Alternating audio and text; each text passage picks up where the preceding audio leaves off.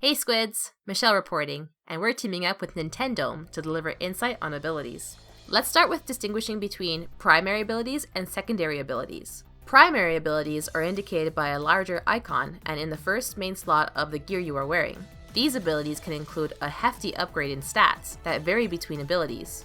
For example, a main damage up increases attack by 9%, but a main defense up has an increase of 5%, while a main bomb range increase goes up by 15%.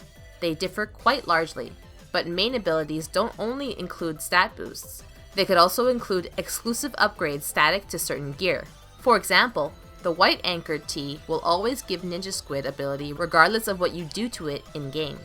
Other main abilities include Ink Resistance, Stealth Jump, and Bomb Sniffer, which will not roll in any secondary slots and are specific to certain types of gear, with the ones mentioned being exclusive to shoes.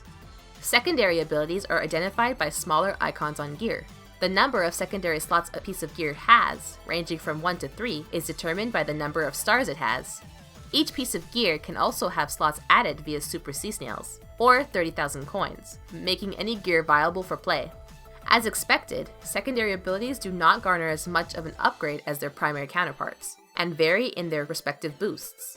For example, a secondary swim speed up gets you a 3% increase in swim speed, as opposed to the 7.5% you get from main. Another example is damage up, with a sub giving you a 2.8% attack upgrade versus 9%, and a defense sub giving you 3% versus 5%. Although these sub-abilities are randomly rolled onto your gear with a 6% chance of being unlocked, the brand of your gear can boost the chances of acquiring a desired ability. For example, Firefin brand will increase the chances of unlocking Ink Savers by 5 times.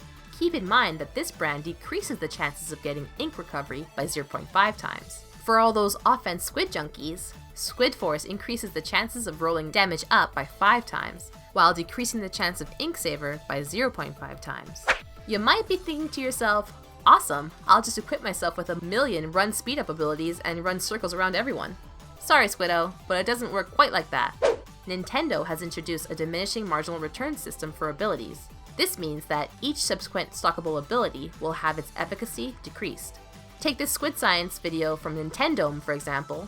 One main quick super jump ability decreases the amount of time required to super jump by 0.45 seconds. 2 quick super jump abilities decrease this amount of time by only 0.81 seconds rather than 0.9. Another example is damage up, with one sub giving you a 2.8% increase. A second one will also give you a 2.8% increase, but the third one will only give you a 2.4% increase. So contrary to popular belief, 3 subs does not exactly equal 1 main for damage up. Furthermore, Nintendome also found that there's an arbitrary end to how far these diminishing returns will go. Some abilities, such as Special Charge Up, will not see any efficacy increase past 3 mains plus 5 subs, while other abilities such as Ink Recovery Up stop at 3 mains plus 3 subs. It's also important to bring up diminishing marginal returns when it comes to damage up and defense up. It doesn't matter if your opponent has no defense whatsoever and you have every damage up imaginable. There's a base KO for each weapon that remains the same regardless of ability upgrades. A .96 Gal and a .52 Gal have a potential 2-hit KO, so even with all attack and no defense to counter, it will remain at 2 hits, not 1. Same goes for other weapons such as the Tentatek with 3 hits and Dual Squelcher with 4 hits. These abilities are here for a rock, paper, scissor effect.